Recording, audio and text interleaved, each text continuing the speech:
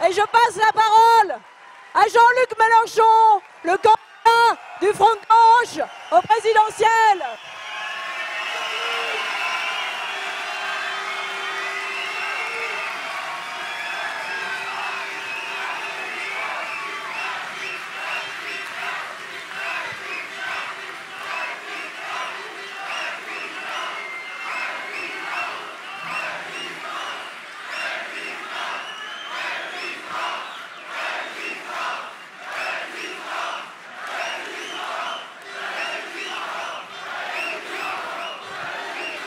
Merci les amis.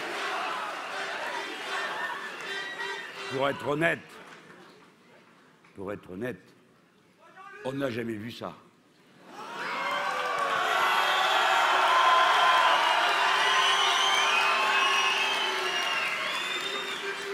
Un meeting à 2 étages.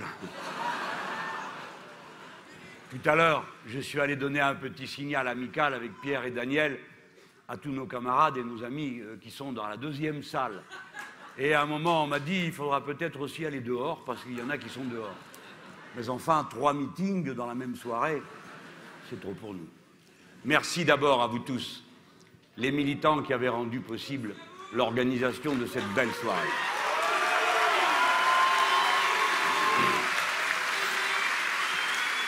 Salut à toutes les délégations qui sont venues parfois de loin.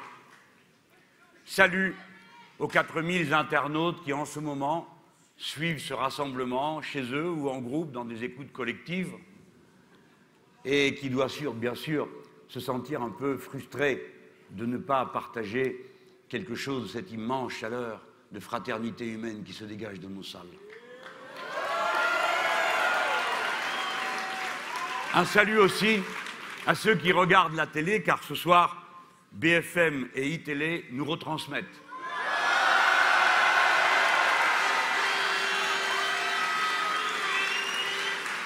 Voyez-vous, chaque fois que l'un ou l'autre me demande si vraiment nous sommes crédibles, nous leur répondons « Rendez-nous plus audibles et vous le verrez bien ». Car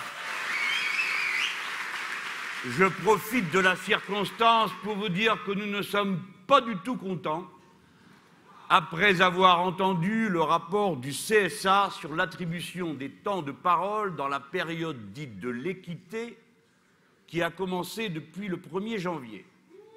Car voici le résultat. Non. Maintenant, tout le monde écoute et prend des notes. Si vous m'interrompez tout le temps, il y en a pour 2 ou 3 heures et c'est vous qui êtes debout. Les amis, écoutez, car ce sont des arguments dont vous aurez besoin. Apprenez que depuis le mois de janvier, 70% du temps d'antenne a été réservé à 2 partis, le PS et l'UMP.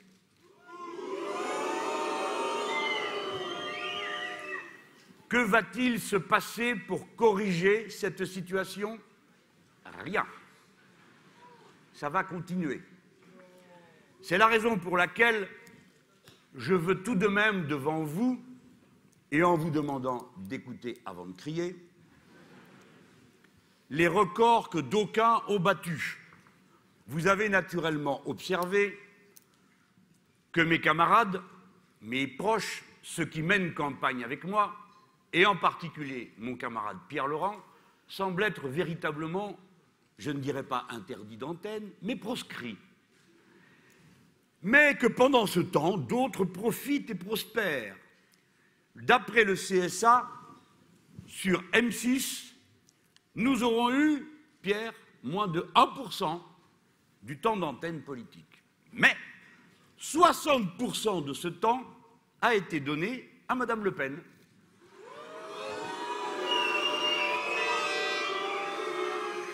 Sur France 5, 2,76% du temps d'antenne pour le Front de gauche.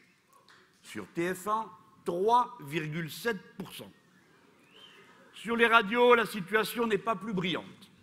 Sur BFM Business, moins de 1%. Hélas, à Europe, 1,8%. À France Inter, 2,7%. À France Info, 2,9%. Je n'en dis pas plus. Vous avez tous entendu. Vous savez donc dorénavant, si vous ne le saviez déjà, à quoi il faut vous en tenir. Ne comptez que sur vous-même. Nous allons arracher la victoire à laquelle nous visons par nos propres forces. Le premier média du peuple, c'est le peuple lui-même.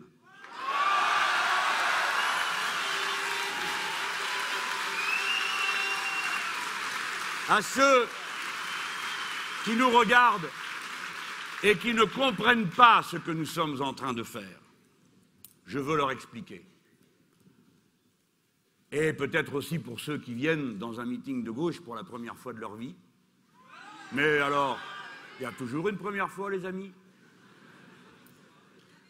Nous venons dans une réunion comme celle-ci d'abord prendre des forces. Nous venons nous rendre compte, en nous voyant les uns les autres, que nous ne sommes plus la tête dure, le rebelle, la femme, l'homme, qui tient tête à tout le monde, tout le temps, et qui parfois se sent si seul. Nous sommes nombreux. Et en nous regardant, nous puisons les uns dans les autres la force dont nous avons besoin pour continuer à être ce que nous sommes, le sel de la terre, ceux qui rallument le feu quand il est à l'instant de devoir s'éteindre, ceux qui relèvent le drapeau quand il tombe, ceux qui résistent, ceux qui résistent, ceux qui résistent.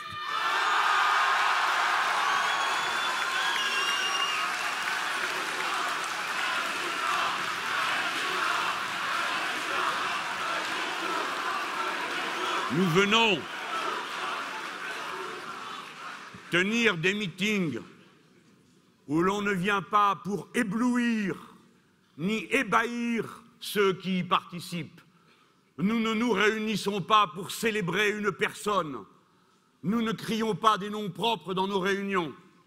Nous crions des slogans politiques car nous sommes des adultes, conscients, des citoyens responsables. Nous ne pratiquons aucune espèce de culte de la personnalité. Nous sommes la force du nombre et je veux vous dire, camarades, comme je suis fier de vous voir être venus en tenue de travail, vous autres Rio Tinto ex-Péchinés, avec vos casques d'ouvriers, vous autres les cheminots qui êtes venus en délégation, les gaziers, les électriciens, les postiers, les lejabis qui sont venus se joindre à nous ce soir, les Alstom qui sont venus.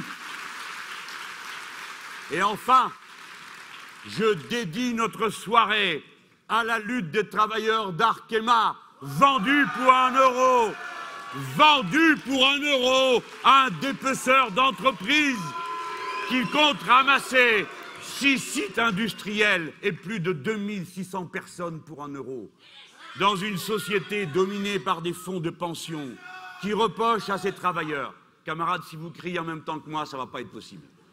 Donc maintenant, il n'y en a qu'un qui parle et c'est moi.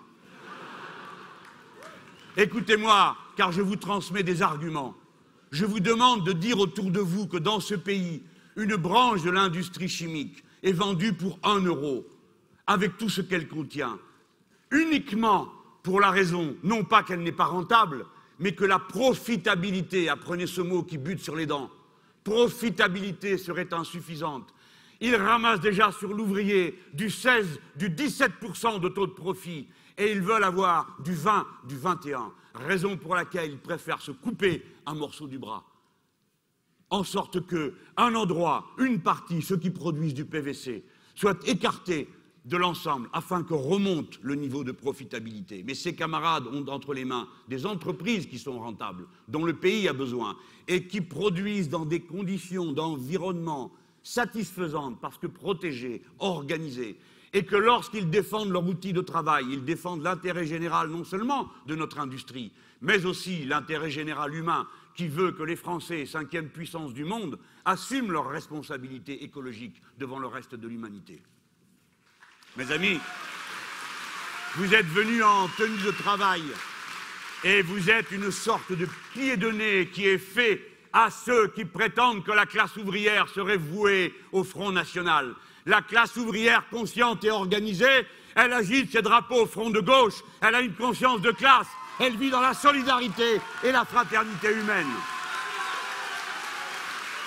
Nous avons appelé au combat. Nous avons appelé au combat contre la xénophobie et le racisme. Et je dis à la petite tête qui a dit sur une radio, Mélenchon y arriverait plus facilement s'il s'occupait lui aussi des immigrés. Eh bien, je m'en occupe pour dire que je refuse la haine, que je suis fier que l'on fasse France de tout bois, que nous vivons dans la solidarité, que je suis fier que ma patrie soit la première dans toute l'Europe pour ce qui est des mariages mixtes et que nous donnerons des papiers à tous les travailleurs sans papiers. Nous leur en donnerons parce qu'ils payent des impôts. Nous leur en donnerons pour qu'ils puissent se syndiquer, pour qu'on arrête d'opposer les travailleurs les uns aux autres, que celui qui n'a pas de papier sorte de la peur du quotidien, ne se demande pas s'il reverra ses enfants le soir ou le lendemain, pour que l'on cesse la traque comme on l'a commencé partout dans ce pays, pour faire du chiffre. Tout cela est inhumain. J'assume avec fierté le point de vue qui est celui du front de gauche. Nous sommes les ennemis jurés de la xénophobie et du racisme, et nous extirperons les racines du mal de chaque tête dans ce pays. La France, c'est liberté, égalité, fraternité. Ça ne regarde pas la couleur de la peau.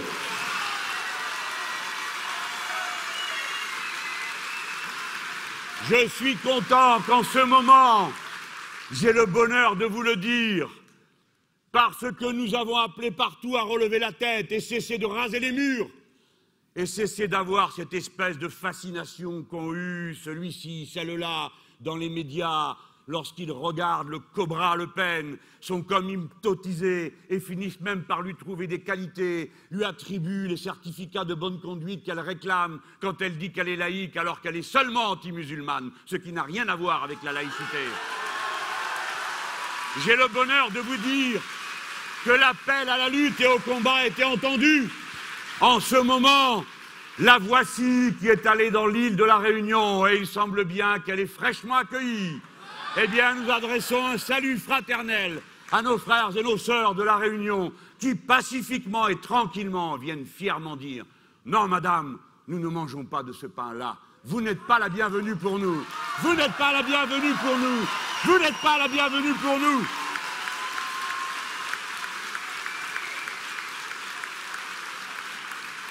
Vous revoilà, les gens, avec notre beau drapeau rouge qui a failli être celui de notre République au cours de la Révolution de 1848 et qui le fut à la Commune de Paris.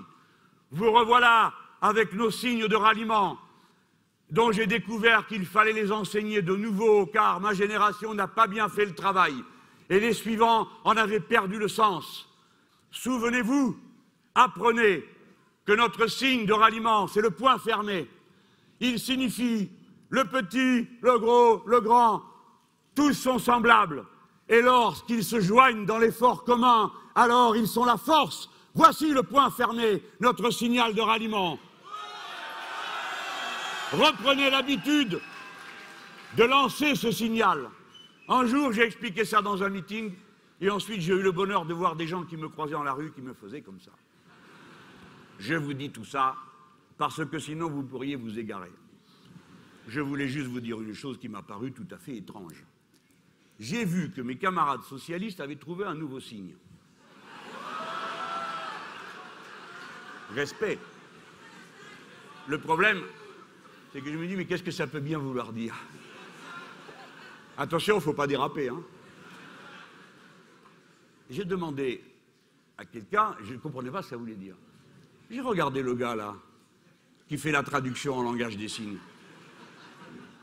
J'ai dit, mais qu'est-ce que ça veut dire? Radio du thorax.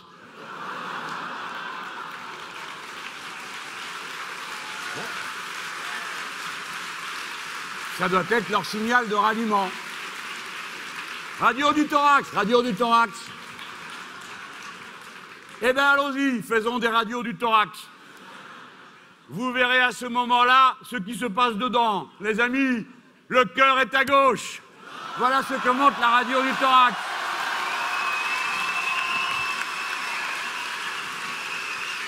Et le portefeuille à droite.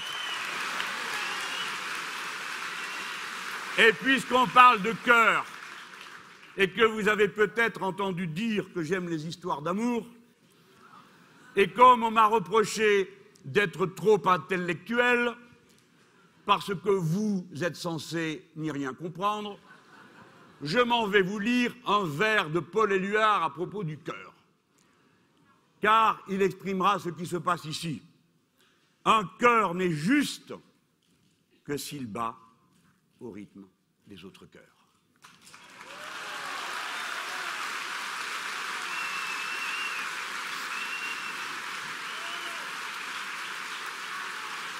Et pour Madame Le Pen, j'en ai une autre.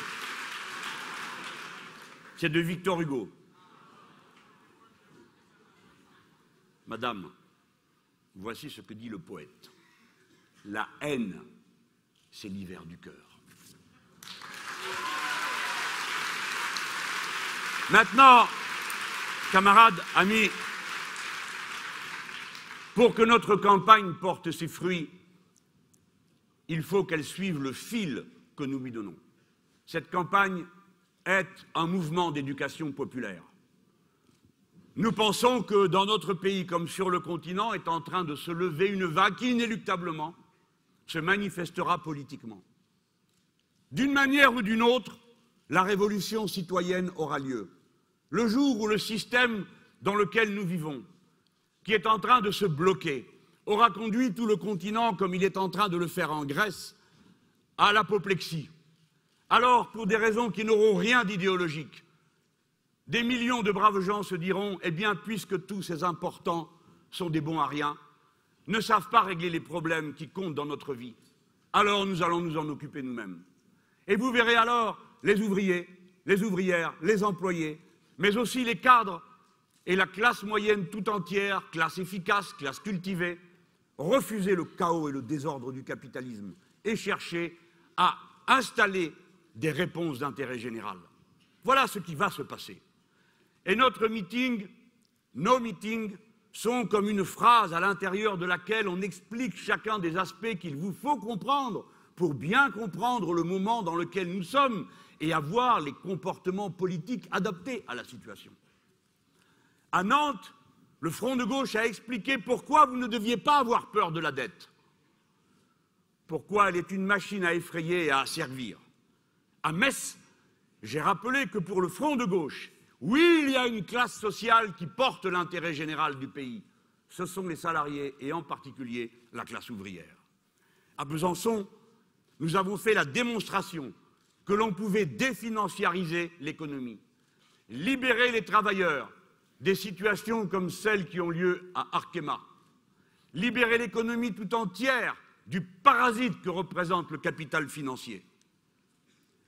J'ai montré comment le pouvoir ouvrier était possible dans l'entreprise et comment, avec une loi de préemption, les travailleurs, s'ils en étaient d'accord, pouvaient être prioritaires, les premiers à donner leur avis lorsqu'une entreprise est vendue pour qu'ils s'en occupent eux-mêmes sous la forme des coopératives ouvrières. Et ce soir, notre meeting est un temps où nous voulons, camarades, amis, vous proposer de partager un seuil que nous voulons franchir. Le premier message de ce meeting, c'est Pierre Laurent qui vous l'a donné. Amis, le mois de février et le mois de mars, où arrive dans les conditions inouïes la question du nouveau traité européen. Si nous n'en parlons pas, nous, personne n'en parlera. D'ailleurs, tout est organisé pour que ce soit la confusion et qu'on n'y comprenne rien. Le 21 février, il y aura un vote au Parlement, mais c'est sur un traité qui s'appelle le Mécanisme européen de stabilité financière. Et ensuite, il y aura un traité qui sera signé en mars, mais qui devrait être voté seulement en mai. Bref, tout est fait pour que vous soyez dépossédés de la compréhension de la situation. Et c'est pourquoi nous avons commencé ce soir à vous dire, à l'appel de Pierre Laurent, en tant que président du Parti de la gauche européenne, Pensez à ces milliers de camarades qui vont faire le même mouvement que nous dans toute l'Europe, si petit qu'il soit. Et quelle est notre responsabilité à nous, les Français, qui portons le front de gauche, au moment où nous allons essayer de faire un résultat qui soit un encouragement pour eux tous. Le mois de février et de mars, vous devez vous mettre au travail pour suivre attentivement les explications, notamment celles des syndicats, qui vous permettent d'expliquer aux autres ce qui est en train de se tramer, de sorte que vous leur direz ensuite, le jour où on arrivera au vote. Il ne sera pas question de savoir si l'on préfère la cravate rouge du camarade Mélenchon ou la cravate bleue du camarade Hollande. La question qui sera posée, c'est de savoir si l'on est pour ou si l'on est contre le traité. Et quand on est contre, on vote front de gauche, parce que c'est le seul qui est contre quand on est à gauche. Il faut, camarades, amis, que vous installiez dans des questions concrètes l'élection présidentielle, que ce ne soit pas le concours des belles personnes, le PMU des sondages, mais une réflexion approfondie, d'être libre, qui réfléchit et qui comprend ce qu'il fait. Nous ne savons pas si nous serons majoritaires, mais nous savons que nous ne le serons jamais si nous ne construisons pas patiemment, avec intelligence et raisonnement, ce qui fait notre force de cohésion. La conscience, la tête, c'est par la tête que nous allons gagner le peuple français à la cause du front de gauche. Et moi, dans ce que je dois vous expliquer ce soir, et qui est au moins aussi compliqué que ce que Pierre a essayé de faire tout à l'heure, je dois vous parler d'une question d'une extrême gravité. Le grand chamboule-tout social que vient de décréter le président Nicolas Sarkozy, dimanche dernier. Je sais ce que vous en pensez, ce n'est pas le sujet.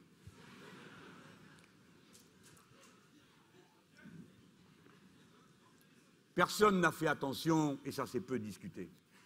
Et là, je vois quelque chose qui toujours m'a serré le cœur. Quand j'étais ministre de l'enseignement professionnel, chaque fois qu'on parlait des jeunes apprentis ou qu'on parlait de l'enseignement professionnel, tout le monde disait c'est bien, monsieur Mélenchon. Les gens étaient braves, hein, dans la bonne société, mais ils n'y connaissaient rien.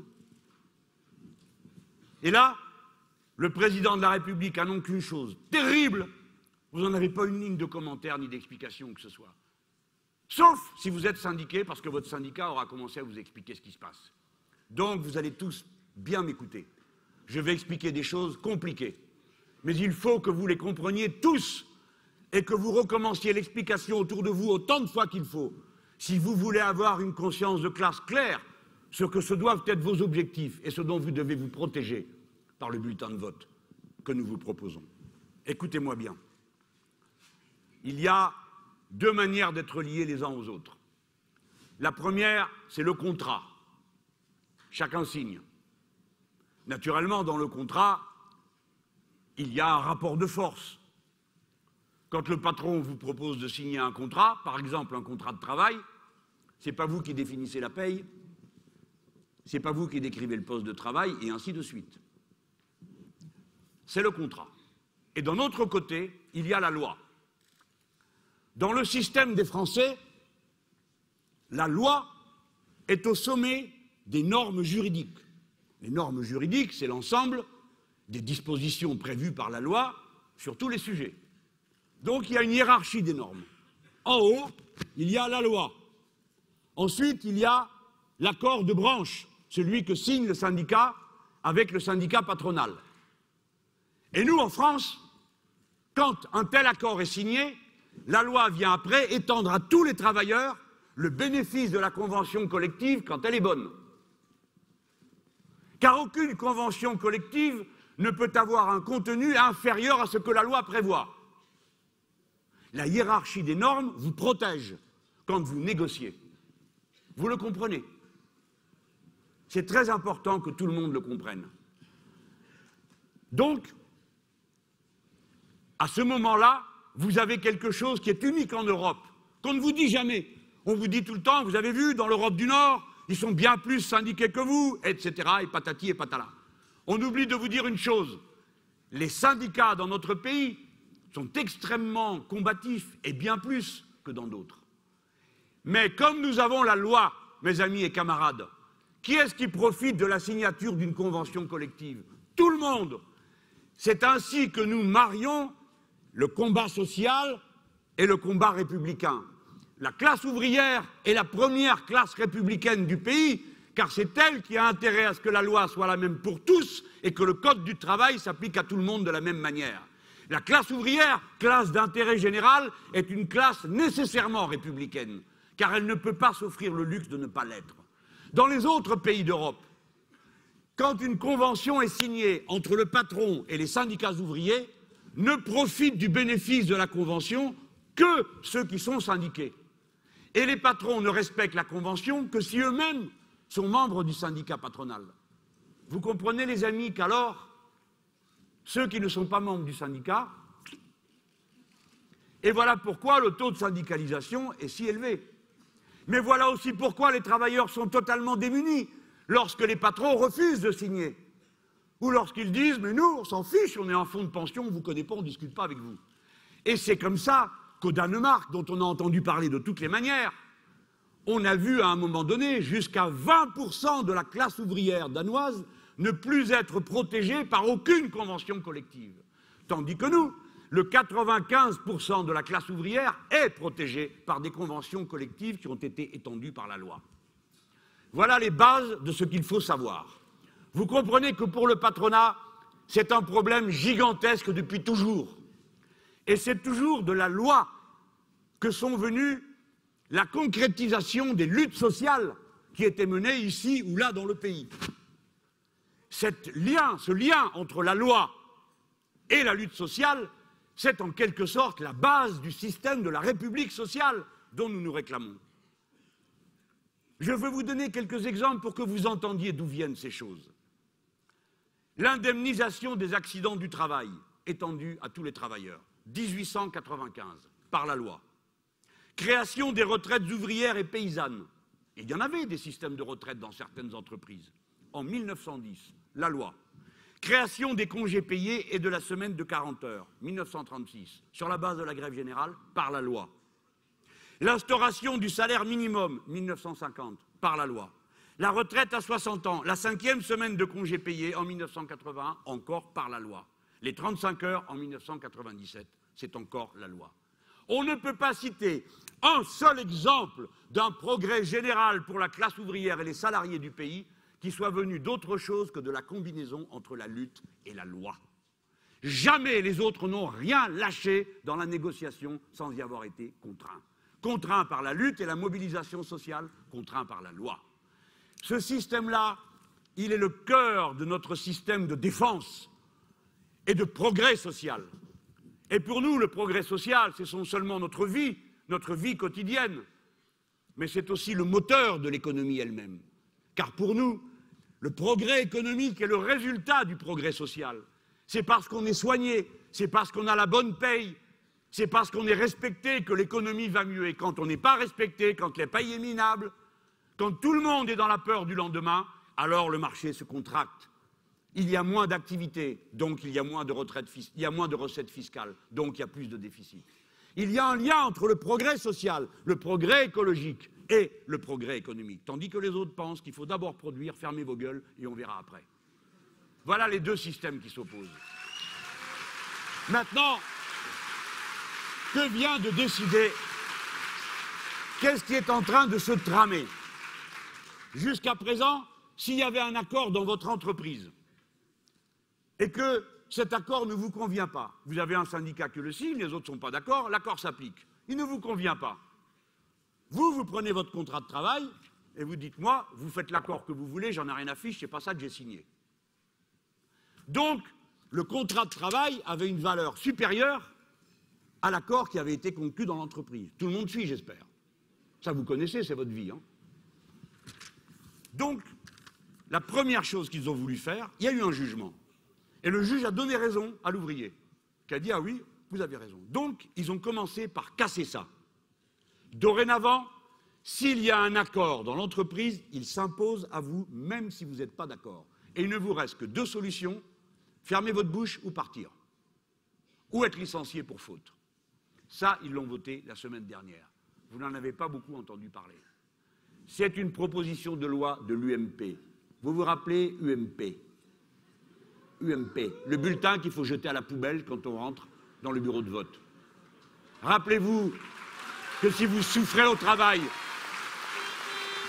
que si quelqu'un a le moyen de vous mettre le pied sur la tête parce que vous ne pouvez pas vous défendre, parce que vous avez besoin de la paye, et que comme ils vous tiennent au chantage, ils vous font subir n'importe quoi, et après ils vous disent en plus les gens sont d'accord. C'est leur libre choix. Quelle liberté il y a entre le faible et le fort? Entre le faible et le fort, c'est la loi qui libère, et c'est la liberté qui opprime. C'est la loi qui nous libère. Voilà la vérité. Donc ils ont réglé ce premier point. Et maintenant, voilà le deuxième, le plus terrible, où nous avons une expérience de lutte sociale. Voici le deuxième point. Monsieur Sarkozy a décidé qu'il donnait 2 mois aux organisations syndicales ouvrières pour se mettre d'accord sur un nouvel accord qui se transformerait par la loi. Et qu'est-ce qu'il y aurait dans cet accord? Qu'est-ce qu'il y aurait dans cette loi? Dorénavant, quand il y a un accord de branche ou quand il y a un accord d'entreprise, il s'impose même si ce n'est pas dans la loi. Ça veut dire, amis, camarades, mes chers concitoyens, citoyens, oui, je dis citoyens, parce que le citoyen, la citoyenneté, c'est le pouvoir. Le pouvoir qui fait que la loi s'applique à tous parce que nous la décidons tous. Et lorsque nous ne pouvons plus décider tous de la loi, alors nous ne sommes plus en démocratie. Et lorsque nous ne pouvons plus dire ce qui est bon pour tous, alors nous ne sommes plus en République. Voici ce qu'il a décidé donc. Dorénavant, le contrat local sera supérieur à la loi. Cela signifie qu'ils vont pouvoir faire à toute la France ce qu'ils ont fait au Conti. Peut-être que vous vous en souvenez. Les camarades à Conti, dans un endroit où il n'y a pas beaucoup d'industrie, on leur a dit « Vous allez maintenant travailler 40 heures et être payé 37. Vous allez travailler le samedi. Et tout ça, ça ne sera pas des heures supplémentaires. » Et les camarades ont miséré, galéré, discuté. Que fallait-il faire? Il faut comprendre, il ne faut pas jeter la pierre à ceux qui cèdent dans de telles conditions. Les uns ont cédé, pas les autres. Et notamment pas notre camarade Xavier Mathieu. Gloire à sa combativité. Gloire à l'exemple qu'il donne. Alors les Contis sont allés travailler, être payés moins, et le samedi aussi. Et à la fin, ils ont été misérablement trahis. La boîte a quand même fermé, alors qu'elle était profitable. Mais le patron est parti avec le carnet de commandes. Voilà ce qui s'est passé. N'ayez jamais confiance. Ne leur faites pas confiance. Ils vous trompent, ils vous trahissent tout le temps. C'est la loi qui vous protège. Ne vous abandonnez pas à accepter de discuter un par un, usine par usine, vos droits sociaux. Vous seriez perdus. Groupez-vous avec vos syndicats qui sont confédérés pour défendre vos intérêts de classe.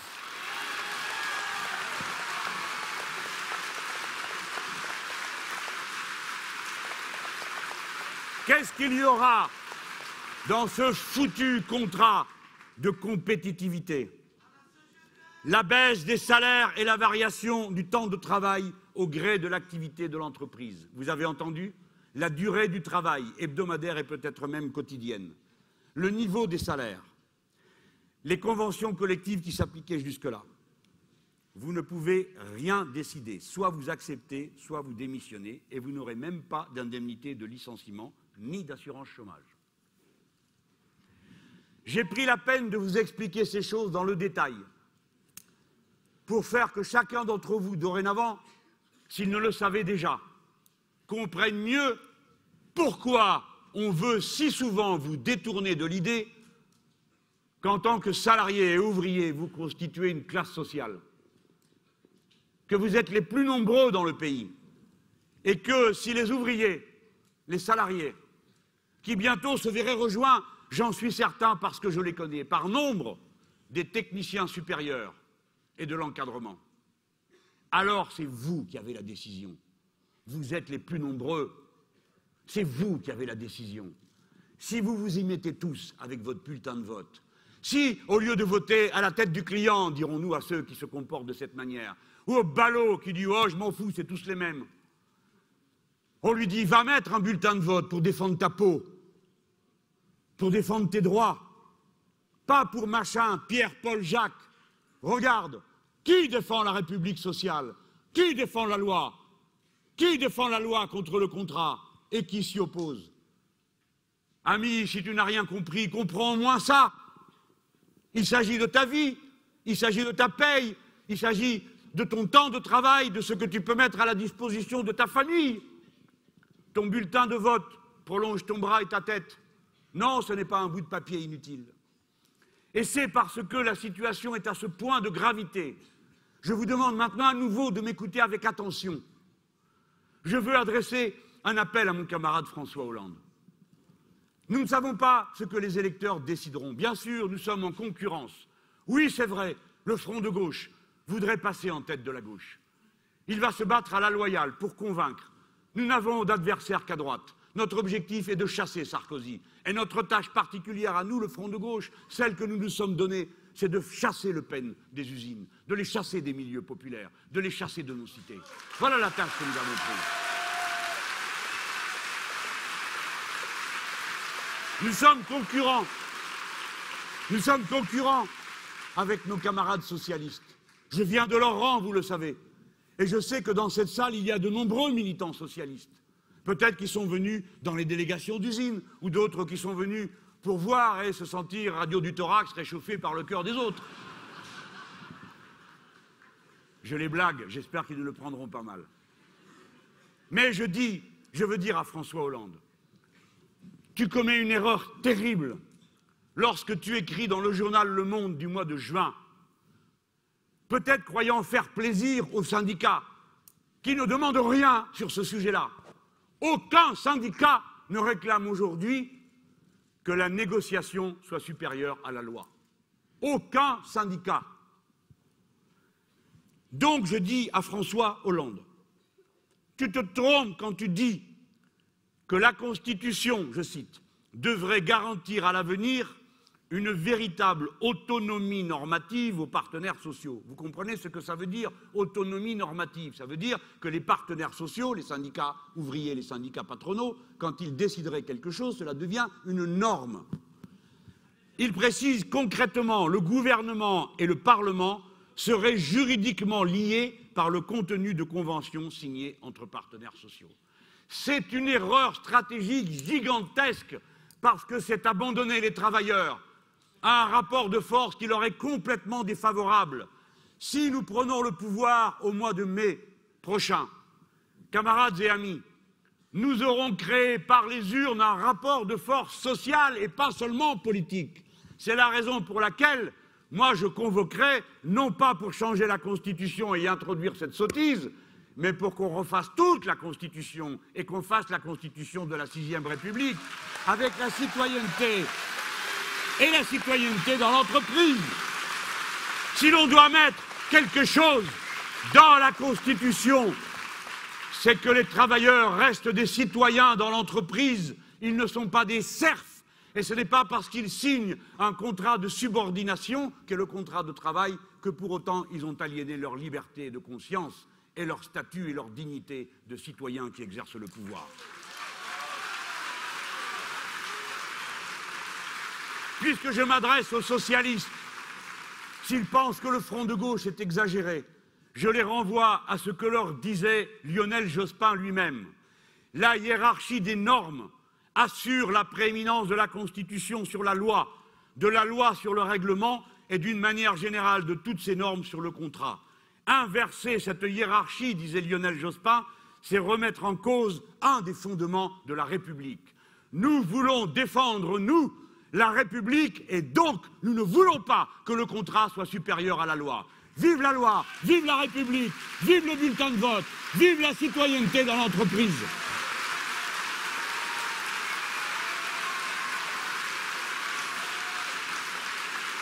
Je viens de vous dire le complot qu'a ourdi Sarkozy contre les acquis sociaux des travailleurs. Maintenant, que dit Madame Le Pen, qui, paraît-il, défend les travailleurs? Rien, elle s'en fout. Elle ne s'intéresse pas aux problèmes des travailleurs. Elle a juste prévu de supprimer le ministère du Travail. Voilà. Et quant aux syndicalistes, nous savons tous ce qu'elle en pense, puisqu'il paraît que la madame s'est convertie il n'y a pas longtemps à la retraite à 60 ans, à condition que vous ayez le nombre d'annuités, ce qui revient à dire que c'est une retraite à la carte. Puisqu'elle s'est convertie à cette idée, paraît-il, j'ai lu ça dans la presse, moi je les connais, je sais que c'est pas vrai, mais bon, il paraît. Je vous rappelle qu'elle vous avait traité pendant les mouvements des retraites, pour parler de vous là, les méchantes têtes là, avec vos drapeaux syndicalistes, elle avait dit qu'il fallait en finir avec les émeutiers. C'est vous les émeutiers. Vous le direz autour de vous, n'est-ce pas? N'est-ce pas que vous le direz autour de vous? À tous ceux qui vous diront « Ah, mais elle pense comme nous, la dernière fois tu nous as traités d'émeutiers. » Pendant que nos camarades perdaient les jours de paye, pendant qu'ils s'usaient à aller et venir dans toutes ces manifestations et ces rassemblements, ceux-là nous tiraient dans le dos et nous traitaient d'émeutiers. Et c'est maintenant ceux-là qu'on nous présente comme les représentants de la classe ouvrière. Quelle mauvaise plaisanterie! Quelle mauvaise plaisanterie!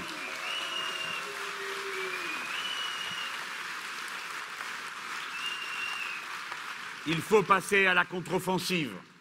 Et puisque c'est la loi sociale qui est mise en cause, il nous revient d'en voter. Dans les prochains jours au Sénat, mon futur ministre du Travail, la camarade Annie David, présidente de la Commission des affaires sociales et par ailleurs membre du Parti communiste français, va déposer une loi avec les autres parlementaires du Front de gauche pour interdire les licenciements boursiers. Je dis à tous mes autres camarades, les écologistes, les socialistes, qui siègent aussi au Sénat, aidez-nous, votez avec nous la loi contre les licenciements boursiers. Votez avec nous, ou sinon dites à tous les travailleurs pourquoi vous ne votez pas avec nous quand il s'agit de l'intérêt général.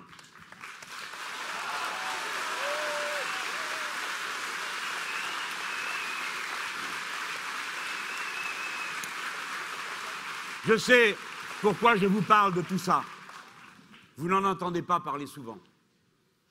Et il y en a qui me reprochent de faire des discours compliqués. Mais ce n'est pas du tout compliqué. Quand on est concerné, on comprend tout de suite. C'est compliqué pour ceux que ça n'intéresse pas parce que ça ne les concerne pas, qui peuvent vivre d'autre chose que de leur travail. Et voyez-vous, les amis, la misère qui s'abat sur nous et sur notre pauvre pays, elle porte un nom, c'est la peur du lendemain. Et la peur du lendemain, elle s'est répandue dans toutes les catégories sociales. Ça s'appelle la précarité. Tout le monde comprend ce que ça veut dire, la précarité.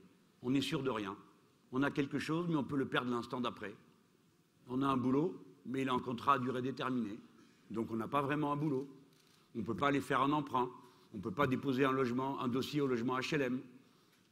Des fois, je demande à un jeune camarade ou une jeune camarade, « Et toi, qu'est-ce que tu fais dans la vie ?» Et on me répond, une chose que je n'ai jamais entendue dans ma génération, « Je fais des heures. » Des heures. On va à l'agence d'intérim et on fait des heures, ici, là. Ça ne s'appelle même plus un métier. Et pourtant, il faut avoir une qualification professionnelle et un métier dans les mains pour pouvoir faire des heures. La précarité ronge la vie des gens. Et voyez-vous, tout le combat de l'humanité, c'est un combat contre la précarité. Cette buse de Madame Parisot a dit que c'était lié à la condition humaine. Mais non, madame. Ce qui est lié à la condition humaine, c'est que les êtres humains reproduisent leurs conditions d'existence matérielle, et c'est ça qui les distingue de tous les autres. Et ils passent leur temps, justement, à essayer de vaincre la précarité. On a inventé l'élevage pour ne plus être dans la précarité de la chasse. On a inventé l'agriculture pour ne plus être dans la précarité de la cueillette, et ainsi de suite. Et chère Madame Parisot, on a inventé l'amour toujours, pour que ce ne soit pas l'amour précaire, comme vous avez dit que paraît-il, il est. Vous me comprenez? Toute l'humanité se bat contre la précarité. Chacun d'entre nous, dans sa famille, avec ses enfants, avec ses proches, avec tous ceux qu'il aime, tâche de donner du temps, de la sécurité. On ne demande rien aux autres. On veut se débrouiller soi-même, par sa paye, être autonome, vivre sa vie, sans rien demander aux autres. Qu'est-ce qu'ils nous racontent sur les assistés? Mais il n'y a qu'une classe qui est assistée dans ce pays, les riches. C'est eux qui sont protégés, cagiolés, alors qu'ils ne fichent rien. Jamais les travailleurs ont demandé à être assistés. Nous sommes la classe solidaire, ce n'est pas pareil. Nous nous soutenons les uns les autres. La solidarité, c'est une lutte contre la précarité. On n'est plus tout seul, on est avec les autres, donc on est plus fort de la force des autres. Et voyez-vous, maintenant, le 80% des postes de travail qui sont proposés sont des contrats à durée déterminée. Un jeune, je n'en reviens pas quand j'ai vu le chiffre, parce que je me rapportais à ma génération. Un jeune, avant d'avoir un contrat à durée indéterminée, il attend de 8 à 11 ans de galère, d'intérim, de petits boulots, de CDD et ainsi de suite. De 8 à 11 ans. Comment on a pu en arriver là? Sinon parce qu'on a détricoté petit à petit tout le code du travail. Lorsque j'étais jeune homme, c'était le contrat à durée indéterminée qui était la norme et tout le reste, on appelait ça contrat atypique. Maintenant, c'est le contrat atypique qui est la norme et le contrat à durée indéterminée qui est l'exception. Il faut en revenir au contrat à durée indéterminée. Le Front de gauche propose d'y revenir. Si c'est moi que vous élisez, 48 heures après, le temps que je m'installe, je fais installer le compteur d'électricité pour payer mon électricité moi-même. Et ensuite, je signe. Je signe 850 000 travailleurs précaires des 3 fonctions publiques d'État sont titularisés.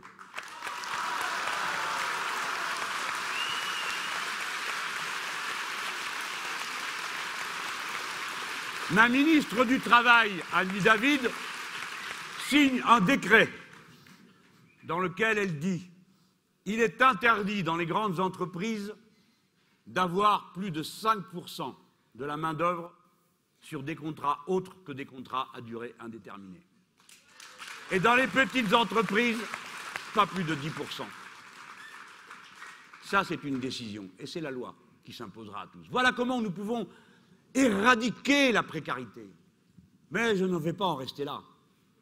J'ai parlé de la précarité, mais il faut dire son visage à cette précarité. Elle a un visage. Elle a surtout un visage. C'est une femme ou un jeune. 80% des travailleurs pauvres sont des femmes. 85% des temps partiels sont des femmes. Comment peut-on traiter de cette manière la moitié de l'humanité de notre pays? Pourquoi condamner à cette abjecte insécurité qui crée toutes les dépendances? Tant de femmes sur qui reposent tant de responsabilités. Voilà ce que je voulais vous dire.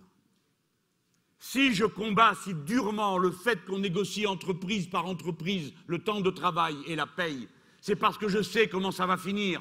Ça va finir à encore plus de précarité, encore plus de temps partiel, encore plus d'amplitude horaire éclatée, où l'on va au travail et on a 4 heures à faire, et puis il y a une pause de 3 heures, et on doit refaire à nouveau 4 heures après, et on ne peut pas rentrer à la maison, et on ne sait pas ce que les gosses sont en train de faire. Et après, on se fait insulter en disant « Comment? Vous vous occupez pas de vos gosses ?» Voilà, c'est comme ça que ça se passe. Il y en a marre de ça.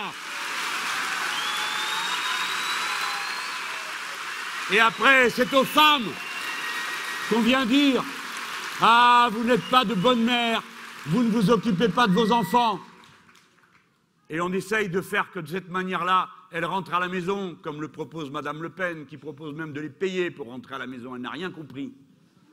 Elle n'a rien compris. Je crois qu'elle se figure que les bourgeoises du château de Montretout, c'est l'idéal de vie pour la plupart des femmes. Eh bien, pas du tout. L'idéal de vie de la plupart des femmes, et de même toutes les femmes, c'est de pouvoir être maîtresse de leur propre destin. Avec un travail qualifié, avec une paye honnête. Madame Le Pen, elle a 2 choses à vous dire, les filles. Premièrement, rentrez à la maison, vous occupez de vos gosses. Deuxièmement, votre aptitude à engendrer doit devenir un destin. Raison pour laquelle elle propose de revenir sur le droit à l'avortement en déremboursant le droit à l'avortement.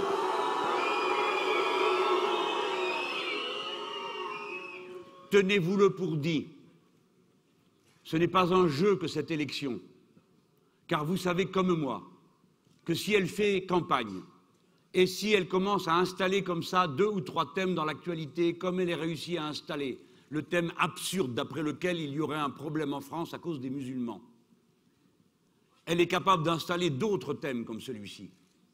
Et vous verrez alors l'ennemi commencer à intégrer dans son propre discours. Peut-être que vous ne le savez pas, mais le Parti populaire en Espagne, c'est-à-dire le parti de droite, a participé à des manifestations contre le droit à l'avortement. Faites attention, chacune des libertés qui ont été conquises, qui tiennent à notre dignité et à notre conception de l'être humain, d'abord comme un être libre, fondé à être libre et à n'être jamais soumis à aucune des déterminations ou que la nature ou la société impose à chacun. Chaque mètre que nous avons gagné contre ce qui semble être une évidence, il y a des petits, il y a des grands, il y a des forts, il y a des faibles, et nous, en dépit de cette apparence différente, il y a des hommes, il y a des femmes, il y a une structure cachée, culturelle, qui s'appelle le patriarcat, qui donne le pouvoir aux hommes contre les femmes. Chaque fois que nous avons avancé d'un pas contre toutes ces évidences, pour instaurer l'égalité, la similitude, l'identité entre eux des êtres humains, quand bien même ils sont différents, chaque fois que nous avons avancé, il a fallu gagner le terrain, mètre par mètre. Et à la première occasion, ils font tout reculer. Voilà ce qui est en jeu. Voilà pourquoi je voulais vous montrer comment ces choses se tiennent les unes avec les autres. Si vous laissez faire que le contrat se passe dans l'entreprise et non pas par la loi, vous ne pourrez plus protéger ceux qui sont aujourd'hui les plus démunis, les plus désarmés. Quelle résistance voulez-vous qu'oppose à un patron une femme qui a du temps partiel, dont dépend toute la maisonnée pour vivre, qui passe son temps à pleurer pour essayer d'avoir un peu plus d'heures de travail, qui le plus souvent est payée au SMIC, car c'est elles qui sont les premières payées au SMIC, et que quand on me hurle dessus, parce que je propose avec le Front de gauche le SMIC à 1 700 €, que je me tue à dire que nous sommes prêts à renoncer à notre revendication du SMIC à 1 700 € si on nous explique comment on peut vivre avec 1 000 €. Et surtout, qu'on nous explique comment on peut vivre avec moins de 1 000 €, parce que c'est le cas d'une masse de travailleurs dans ce pays, et particulièrement des femmes, parce que le SMIC, comme ils ne le savent pas, le SMIC n'est pas un salaire mensuel, c'est un prix horaire.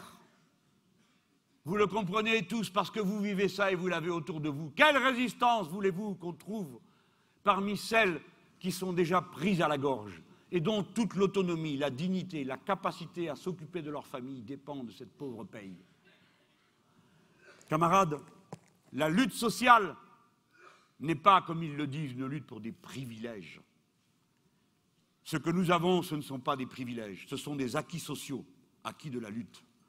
Et les acquis sociaux sont des acquis de civilisation.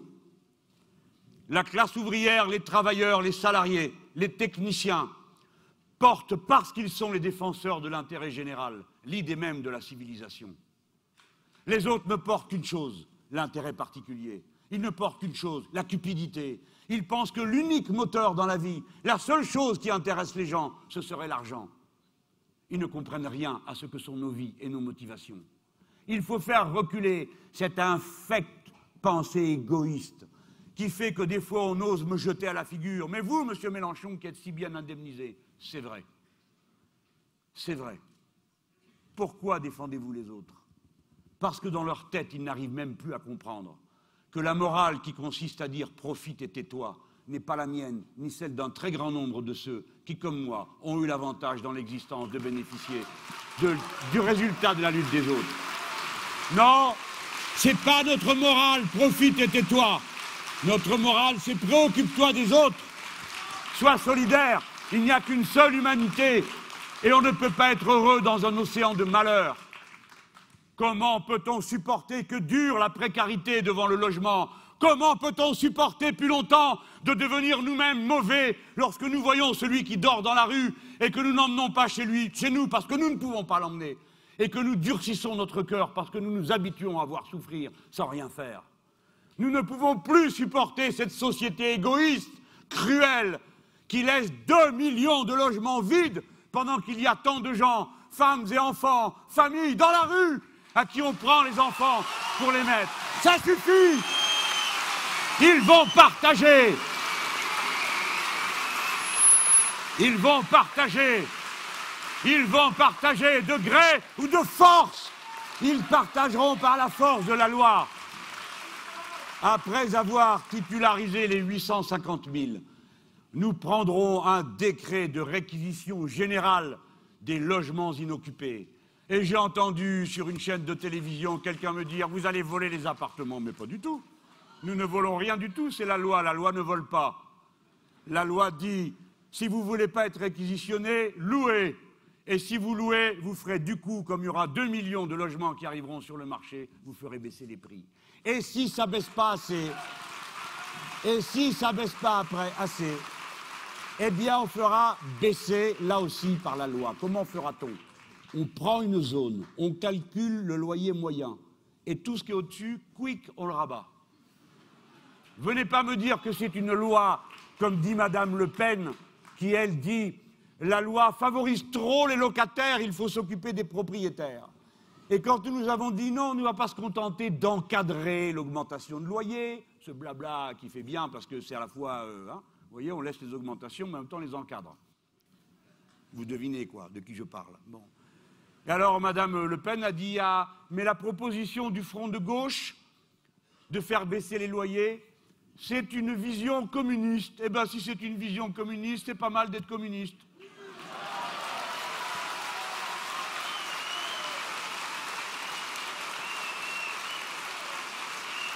Si c'est ça être communiste, moi je suis communiste. Ça ne me dérange pas. Oui, mais à chaque fois, je vous rappelle qui est quoi là-dedans. Hein? Parce que vous allez entendre 100 fois dire des choses sur les communistes, hein, et puis vous n'entendrez pas une seule fois raconter sur ce qu'elle est elle-même en train de faire là, en ce moment, pas il y a 40 ans, dans un pays qui n'était pas le nôtre. D'accord? Je veux rappeler ces choses parce qu'il faut faire de l'éducation autour de nous. Et vous ne devez pas laisser un beau nom comme celui du socialisme et celui du communisme être traîné dans la boue par des gens qui n'arrivent pas à la cheville de ce qu'ils dénoncent.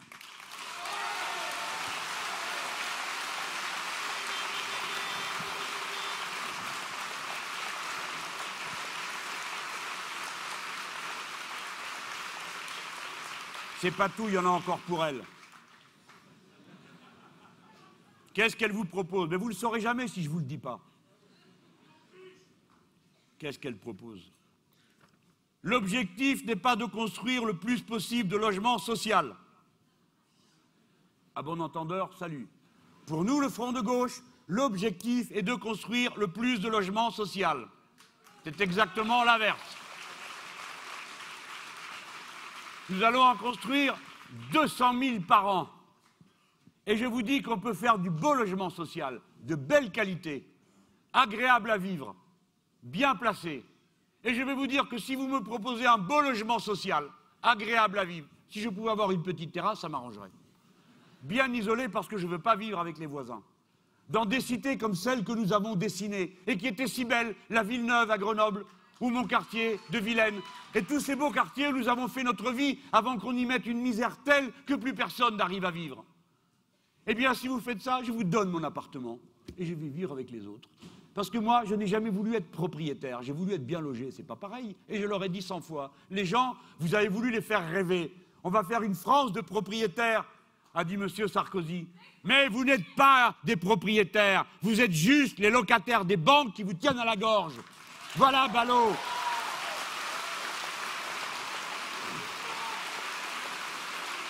Après, elle a dit, vous allez le dire aux gens autour de vous, parce que moi je ne raconte pas tout ça pour le plaisir de la soirée, c'est pour que vous le notiez, que vous alliez le dire. Donc elle ne veut pas de logement social. Si vous connaissez un ballot qui vous explique que la marine l'intéresse, et lui dit t'as pas besoin de logement, toi bien sûr, ni ton fils non plus, ni ta fille non plus. Ah si j'en ai besoin, ben justement, alors on va pas voir Marine, parce qu'elle, il n'y en a pas. Elle propose d'organiser la destruction des cités construites dans les années 1955 à 1970, c'est-à-dire 6 millions de logements. Elle dit qu'il y a aujourd'hui une réglementation étouffante de l'immobilier. Je ne sais pas qui ça étouffe, à mon avis, ça étouffe que les locataires. Et après, comme elle n'arrête jamais une bêtise, elle dit que la première cause de la crise du logement, ce sont les immigrés.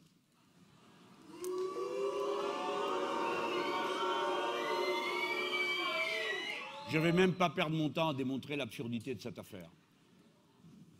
Pas ce soir, ce n'est pas le moment. Mais franchement, ils ne se renouvellent pas beaucoup. Hein. Alors à chaque génération, c'est pour ça que j'ai dit que c'était des névrosés. Ils n'arrivent pas à exister sans détester quelqu'un. La génération d'avant, ils étaient antisémites. La génération suivante, ils sont anti-arabes et anti-musulmans. Et peut-être que la génération d'après, alors quand on aura fini avec le père, la fille, et que ça sera la petite fille, parce que ça fait 40 ans qu'ils servent à rien, je vous le signale, à rien, sinon à mettre de la haine, c'est tout. La génération suivante s'en prendra aux taoïstes et aux bouddhistes, parce qu'il y a des Chinois partout, comme vous le savez. Voilà ce que sont ces gens. Oui, c'est de la névrose, d'être incapable de comprendre son propre pays. Dans ce pays, ceux qui y sont étrangers, c'est ceux qui ne le comprennent pas. Nous sommes un peuple mélangé et nous sommes fiers de l'être. Nous sommes fiers de faire France de tout bois. Voilà. Et ceux qui ne comprennent pas, on va leur expliquer. Figurez-vous que nos enfants ne vont pas lire dans le code de la nationalité ce qu'ils ont le droit de se faire quand ils s'aiment. Il nous reste à vous apprendre cette vérité que le cœur humain n'a ni frontières, ni papier d'identité. Et qu'il faut être drôlement bête pour avoir comme idée de supprimer l'aide médicale d'État, ou de la réserver, après un temps de probation, à ceux qui, tout en étant clandestins, ont bien voulu se déclarer, sans aller en prison, et être éjectés aussitôt. Parce que la madame n'a pas compris que les microbes, non plus, ils n'ont pas de papier. Et que donc, si vous laissez quelqu'un malade, le microbe, il s'en fout de savoir si la personne qui est à côté, elle a des papiers ou elle n'a pas de papiers, si c'est un Français ou si c'est un immigré. Voilà la raison pour laquelle, si vous n'entendez pas la voix du cœur, au moins entendez la voix de la raison. Ce parti ne vaut rien. Et un jour, j'étais sur un plateau de télévision, je lui dis ça, vous ne servez à rien depuis 40 ans. Elle me dit, et vous non plus. Pardon? Mais pas du tout. On peut faire le bilan de ce que nous avons fait, nous. Nous avons fait la retraite à 60 ans, la 5e semaine de congé payé, la CMU, les 35 heures, l'AFPA, la suppression de la peine de mort, la dépénalisation du crime d'homosexualité, la suppression des tribunaux d'exception. Voilà ce que nous avons fait, nous. Par la lutte, avec des émeutiers, par la loi.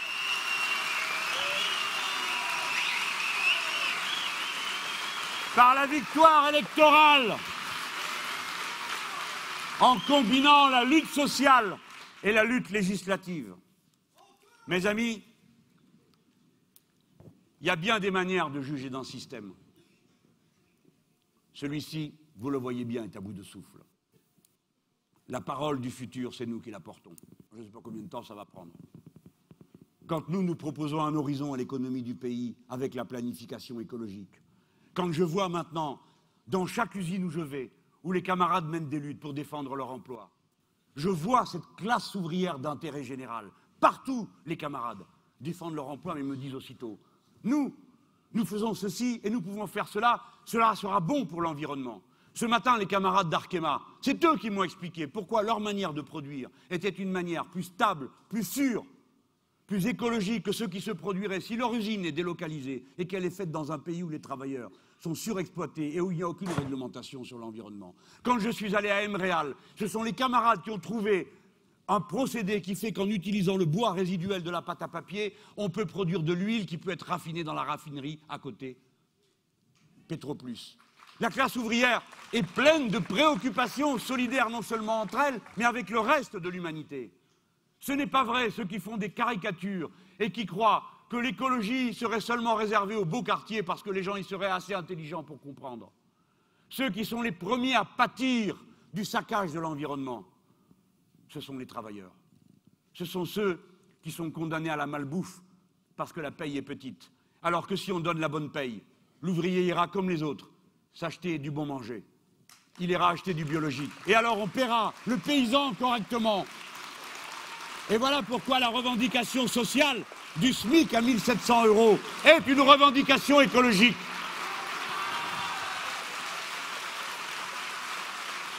Il y a bien des manières de juger d'un système. Moi, je sais que ce système est condamné. Il ne sait pas faire fonctionner l'essentiel, le minimum humain. Je sais que ce système est condamné pour une raison qui se résume à des chiffres terribles. Vous avez entendu toutes les têtes d'œufs vous expliquer que puisqu'on vit plus longtemps, il faut travailler plus longtemps.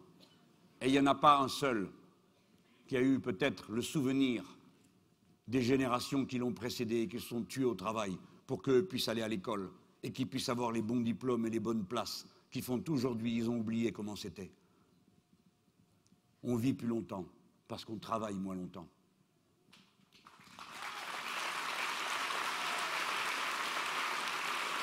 Et quand on fait travailler les gens plus longtemps, alors on en condamne certains à mort. Comment expliquez-vous qu'on ait une espérance de vie de 10 ans moindre dans certaines cités par rapport au reste de la population de la ville? Comment expliquez-vous cette chose horrible que sur le vieux continent, qui a été le lieu de toutes les conquêtes sociales, l'espérance de vie soit en train de reculer?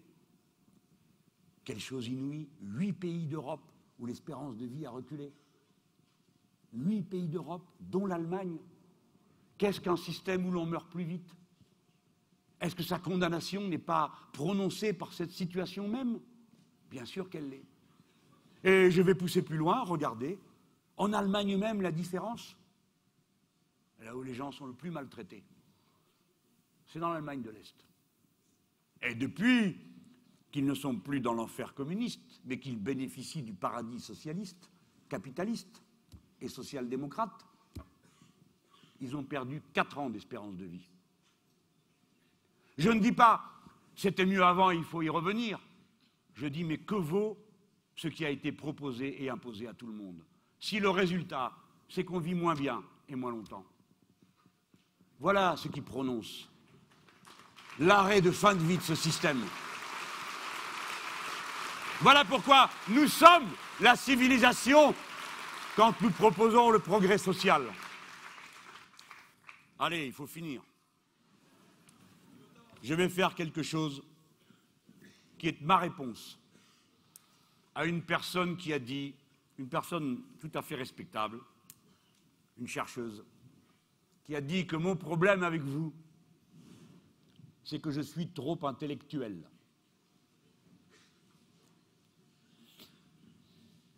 J'ai répondu que je ne l'étais pas assez. Je vais faire quelque chose que personne ne fait dans aucun meeting. Je vais vous lire une page d'un livre.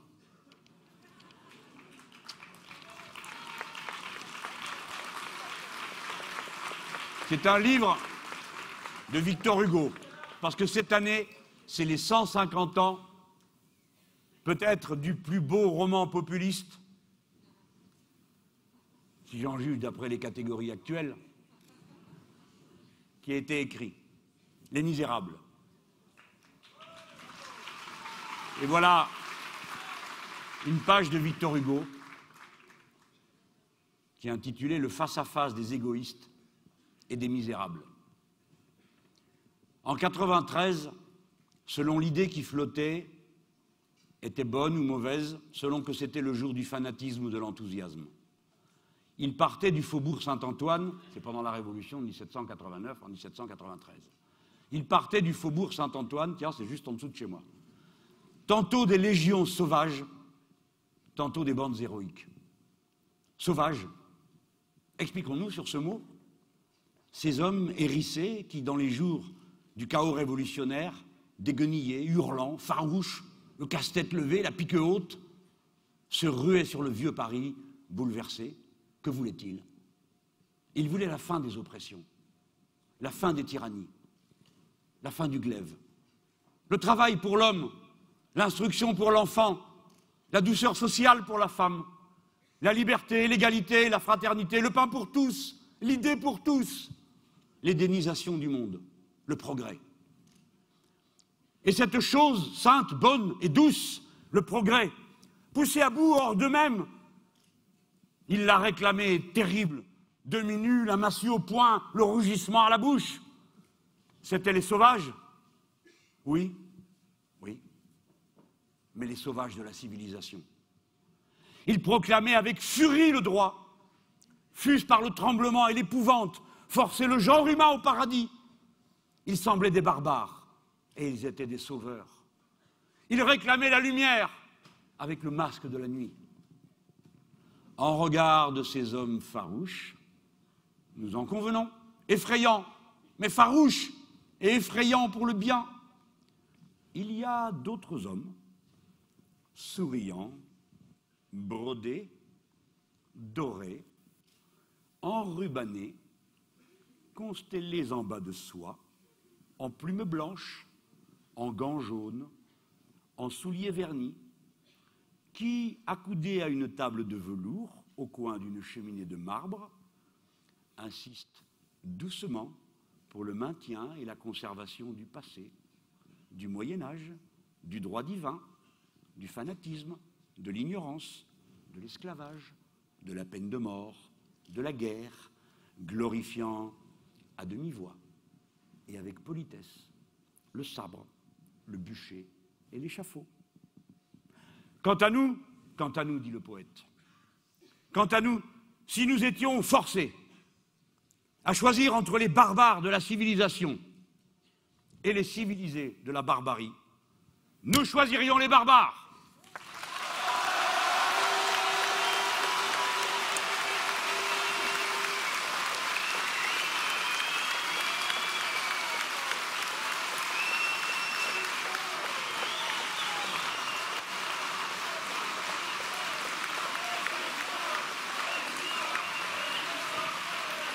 Camarades, amis, nous sommes en campagne électorale, nous ne savons pas si l'œuvre que nous avons commencée ensemble et qui ce soir va être marquée d'une pierre blanche par cet événement incroyable qu'est notre rassemblement, si le temps de la campagne sera synchrone avec celui de la révolution citoyenne que j'espère pour ma patrie républicaine, dont le vieux continent a besoin. Souvenez-vous à chaque heure du temps qui passera d'ici à l'élection, de notre responsabilité singulière. Si nous faisons le score auquel nous aspirons, ce sera un coup de tonnerre dans toute l'Europe. Mains et maintes, qui jusque-là se sentaient abandonnés et incapables, se diront, regardez une fois de plus, si l'Europe est un volcan, la France est son cratère. Et vous tous, la classe ouvrière, les travailleurs, les techniciens, femmes et hommes, vous aurez été ceux qui ont marché devant et ouvert le nouveau chemin qui est nécessaire pour l'humanité. D'ici là, je vous dis, ce pays est à nous, il est à nous aussi. Quel que soit votre sexe, quelle que soit votre couleur de peau, quelle que soit votre religion, que vous en ayez ou que vous n'en ayez pas, que vous soyez quelqu'un qui cherche à gagner dignement sa vie, avec le diplôme qu'il a obtenu ou sans diplôme. Qui que vous soyez, la France est à vous. La France est à vous. La France est à vous. Prenez-la, la belle, la rebelle. Prenez ses mains fines et portez devant tous la fierté de notre devise liberté, égalité, fraternité. Je vous donne un rendez-vous, un seul. Vous avez entendu tout à l'heure tout ce qu'il y a comme tâche à accomplir. Le front de gauche vous appelle à renverser la table et à commencer par renverser ces institutions pourries qui privent le peuple de sa souveraineté et qui, à la faveur de monarques présidentiels qui signent dans votre dos des traités internationaux qui vous asservissent davantage qu'ils ne vous libèrent ou vous protègent comme ils le prétendent. Je vous appelle à vous rassembler autour de nos bannières, celles du front de gauche, autour de notre drapeau rouge et de nos drapeaux tricolores, parce que pour nous, dans le tricolore, il y a aussi le rouge dont nous sommes la part majeure. Je vous appelle à vous rassembler tous pour prendre une fois de plus la Bastille. Je vous appelle à vous rassembler pour commencer une marche que nous ferons sur le pavé parisien et qui aboutira à la place de la Bastille, où je prononcerai un discours pour proposer à tous les Français de tourner la page de la Ve République et d'entrer vers celle de la souveraineté populaire accomplie que sera la VIe République. Je vous donne rendez-vous à tous. Je vous donne rendez-vous à tous, où que vous soyez en France, vous qui m'entendez en ce moment à la télévision ou sur Internet, vous qui êtes dans cette salle, je vous donne rendez-vous le 18 mars, jour du commencement de la campagne officielle des élections présidentielles, et par un hasard qui nous sert tous et qui nous rappelle ce que nous ne devons jamais oublier, nous prenons notre place dans la longue chaîne du temps, nous prenons notre place aux côtés de celles et ceux qui, avant nous, ont commencé ce combat et nous ont montré la direction dans laquelle avancer. Le 18 mars est l'anniversaire du commencement de la Commune de Paris et de l'idée du socialisme républicain.